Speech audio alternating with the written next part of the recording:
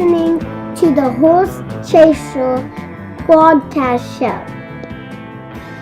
Here's your host, Stephen McClellan. Welcome to the Hearse Chaser podcast show. We're running now so we can rest later. We're going to talk today about how to be a good power of attorney. I've probably done thousands, 10,000 or so powers of attorney. They're one of the most common documents, and I don't think I've seen any presentation that has been provided that helps folks know what they need to do. And so if you are a power of attorney, if you are a trustee, and you have a fiduciary duty, which I'll explain later, this is a very important podcast. It's meant to be a very serious one because you don't want to get caught in a situation where you haven't done things the right way and people get upset. Okay, and we need people to be powers of attorney because the truth is not all of us are going to be able to handle our finances and healthcare decisions when we get older. My grandfather had a saying that if you get old enough, you're once a man and twice a child. Once a man and twice a child. And so as a parent gets older, loses their ability to handle their affairs, it's hard to see that loss of freedom and independence. It's different, though, when you have a young child and they're gaining their independence, they're walking, they're bathing, they're using the bathroom themselves. Those are wonderful. And there's so many people want to help out your kids when they're young. It's very different, though, when that loss of independence happens. There is no fanfare. It's very, very difficult. So if you have found yourself in the role of being a power of attorney, I first want to just give you a pep talk and give you some perspective. So before we talk about being a good one, I just want you to know that if you feel overwhelmed, that is normal. It is not easy being a caregiver. The statistics clearly show that caregivers have, higher rates of health issues, blood pressure, the stress, and it's not easy. And of course, what can make it even harder is the family dynamics associated with serving in a role as a power of attorney, because for one reason or another, mom or dad chose you. And I don't have many original jokes in my life, but one that came to me a number of years ago was kind of about the joke about parents. We want to treat our kids equally, and we want to tell them all we love them all the same. It's true. But when it comes to powers of attorney, typically the thing I've seen when I ask clients, tell me who you want to be power of attorney, it's not like they ho-hum and think, well, I love them all. The joke is they know exactly who they trust, and they have had the greatest view of their children, and they know their children better than anybody who's walked on the face of the earth. So a lot of times there's not a lot of hesitation when they choose who they want to be. So your parents will never say that you are the one they love the most, but the only certificate you'll get in life is being the power of attorney. So congratulations, you won the award of being the one with responsibility. Now, of course, that's a joke. Sometimes it has more to do with proximity. It has more to do with, the most recent situations that they've chosen you.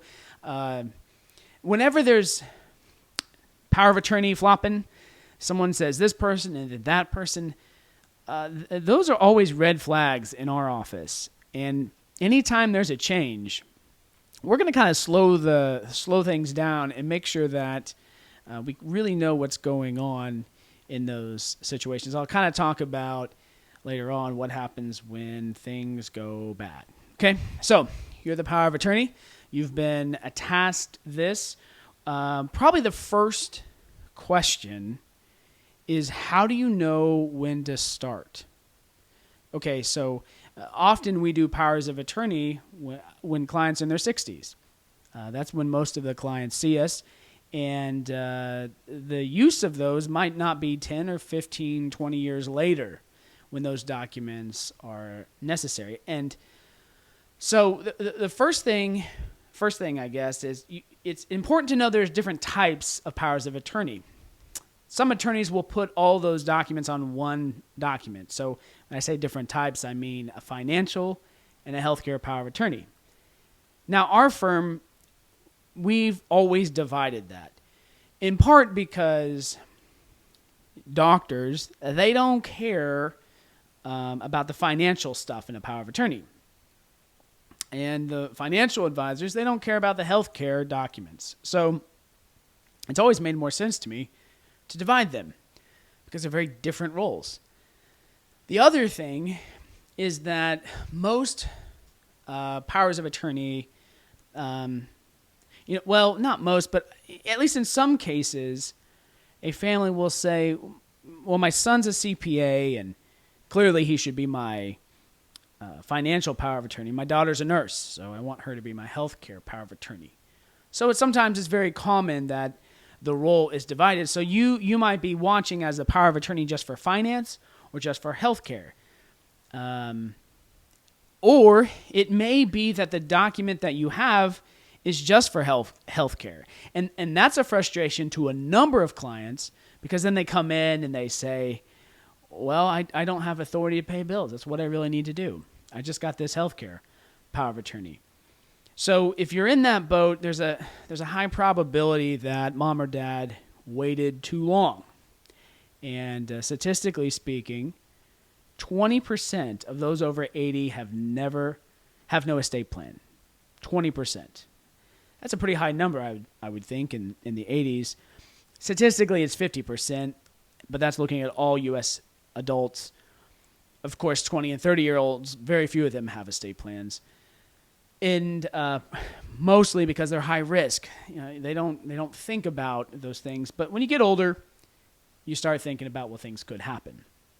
So there's a high probability that they may not even have a power of attorney.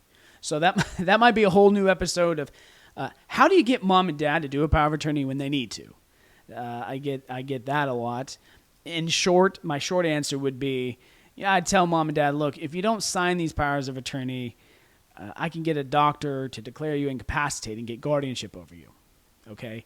And that might cost you $4,000 or so, but you're gonna have a guardianship to deal with. So it's always better, I think, to have a power of attorney, and always better to have it before you need it.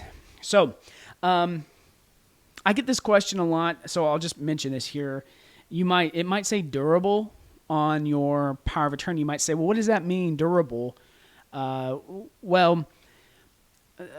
Durable means the power of attorney is still good when mom or dad become incapacitated. It used to be the power of attorney is only good if you have capacity. Well, that doesn't make any sense. You don't have to worry about it. Now all powers of attorney by default, at least in my state, are able to be used if you become incapacitated. So that term pops up quite a lot. What else to say? Oh, here's a good one. When is it effective? Okay, you might want to read this in the document. All these documents, they're all different, and unfortunately, in the last 10, 15 years, people have started using the internets to download documents. They don't even read them. They don't even know what they say. They just download something from Free This or Whiz That or Zoom That, and they download it and they sign it. And I think in another episode, I talk about the importance of legal services, not just legal documents. Legal services are advising, talking about documents. But you want to be careful of when you actually can start your role as a power of attorney. So most of them, I think the olden days, they used to say, this power of attorney is effective when I become incapacitated. That was the old saying. So I think if your power of attorney is 2005 or older, you might want to take a look at that. I think the newer ones say they are effective immediately. Okay, so you gotta take a look at the different language there, whether it starts immediately or when they're incapacitated. Being an agent is maybe the role you should do or should not do. Okay, it's not easy. A couple quick pointers. Most people have a question about powers of attorney and the bank. So I'll talk about that first. That seems to be the number one scenario when people say, well, what does this mean? Thank you for tuning in to the Hearse Chaser podcast show.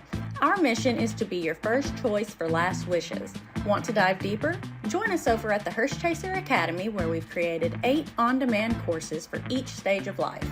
From young adulthood to retirement, navigating separation or blended families, and everything in between, we help you plan for the future, no matter where you're at. Now stay with us as the ride continues on the Hearse Chaser podcast show. If you have a power of attorney and you need to use it at a bank, what happens is you give the power of attorney to the bank, and the bank's not going to let you use it the same day. Typically, what they'll do, they'll send it to their legal team, and then they'll typically call you back the next day and say, Mr. John Doe, we've taken a look at it, and we're ready for you to, now you have authority to write checks. So what can you do with that? You can get access to accounts to see what's been going on, which is helpful. You can also write checks. Let me say this. If the silent generation, which currently sits around 77 and 97 years old, that generation, a lot of them kept things very close to themselves. They didn't share a lot. The baby boomers, which are around 57 to 77, are great. They talk about it. They're very open with their kids, mostly because their parents weren't. So there's a high probability that you're walking into a situation that you don't know anything about. You have no idea where the assets are. You may have no idea what mom and dad's assets are worth, and it might be a total shock. It's just you didn't talk about it. It's not something that came up. If they have a financial advisor, that's going to be very, very helpful. And I kind of encourage clients to at least talk to your kids about their role and let them know who the financial advisor is in case something happens. But there's a real probability that you have no idea what you're walking into. So if you're in a situation where there's a lot of gray area with incapacity, there's good days and bad days, and so if you have the opportunity to talk to your parent, I think the best thing you can do, like right now, today, is just write down where the assets are. At least they can be found. And that's probably the best advice anybody can have, is have a piece of paper where things are written down so that they know where to find it.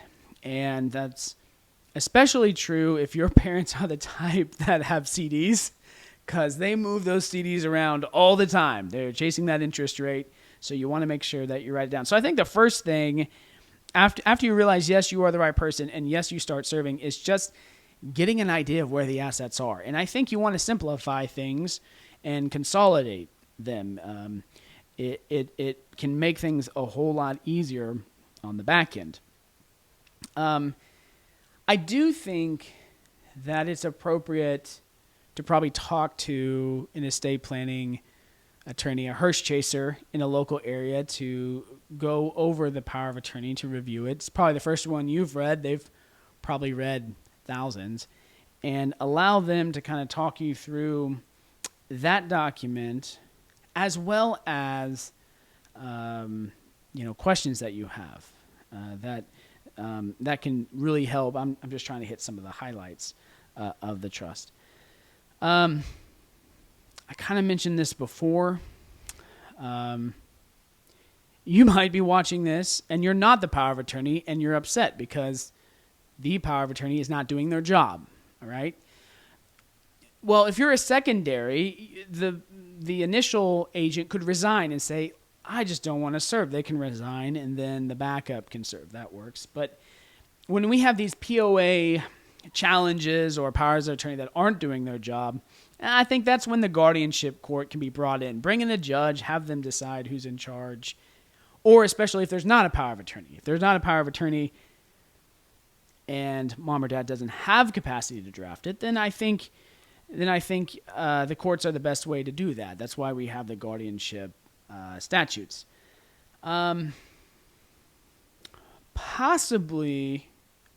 Possibly there's a healthcare event, and the doctors are having to make decisions.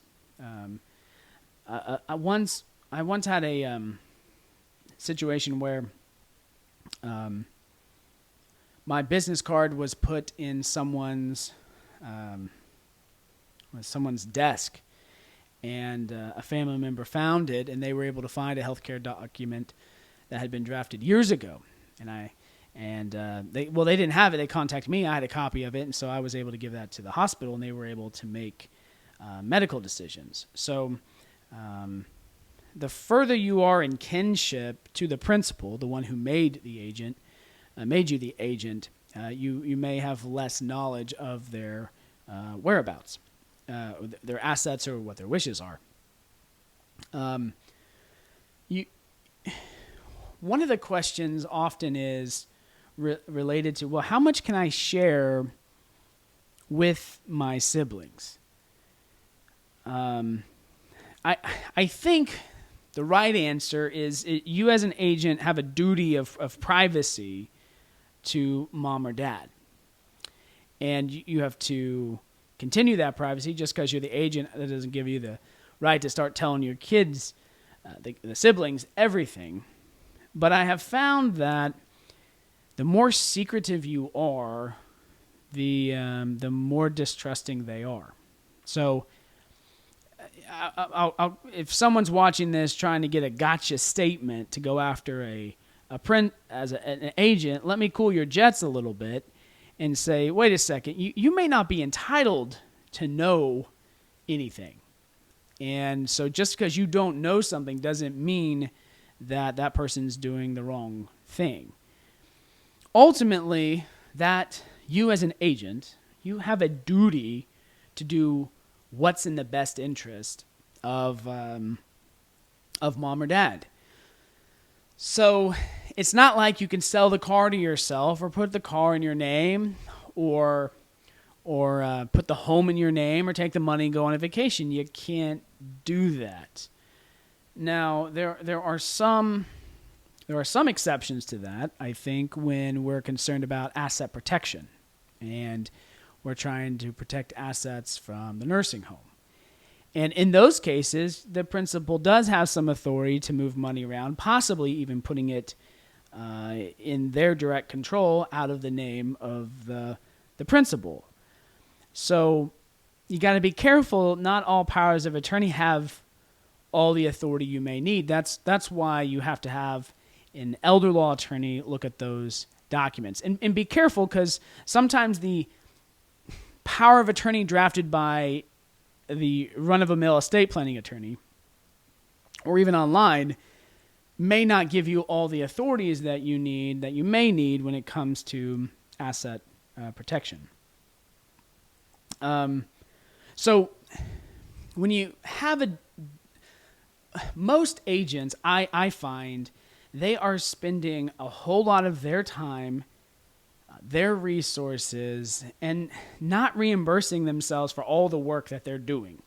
And this is often, not seen by the other siblings. If we put a dollar amount on the amount of time that you cared for mom and dad, it might be astronomical. It might be so much that it's actually more than the assets that they currently have. Okay?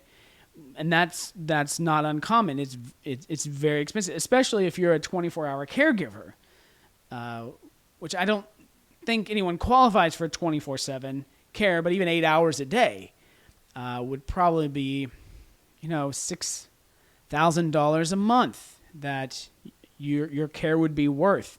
And, there's an argument that your care might be worth more because you're providing better care. So the things I think you have to be careful of, the things I've seen, is if you are the agent, there's a high probability that you are around mom and dad more. And the other siblings, other family members who are on the outside, they have a very, very different perspective. And sometimes that can create conflict. And what I mean by that is your perspective of working with mom and dad, you're going to see it, you're going to know what's going on, you're going to know what the doctors say, and they're not. And they're going to challenge and question why you're doing this, why you're doing that.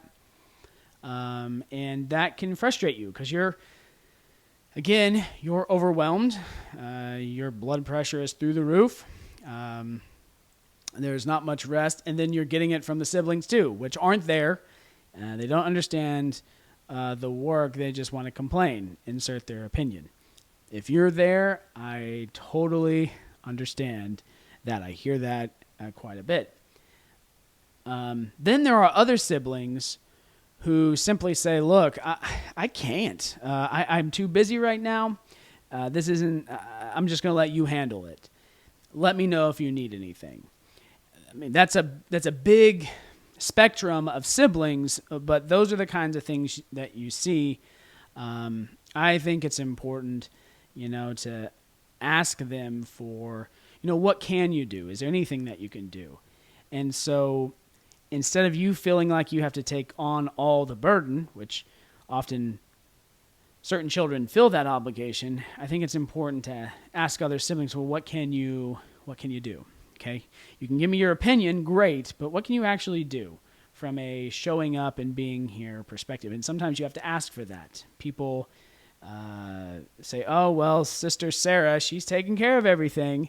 Well, Sister Sarah has to do a good job of asking for help if she needs it.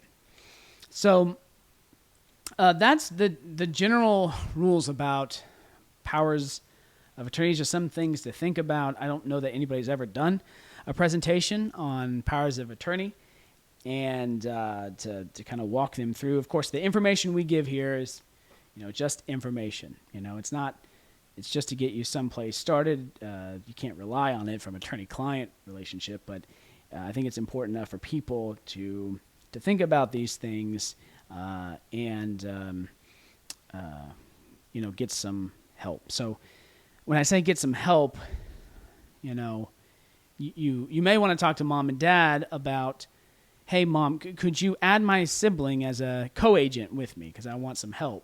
And if that's the case, using or if you get along is sort of my preference. Okay, so if you can get them to add siblings, that can be very, very helpful. So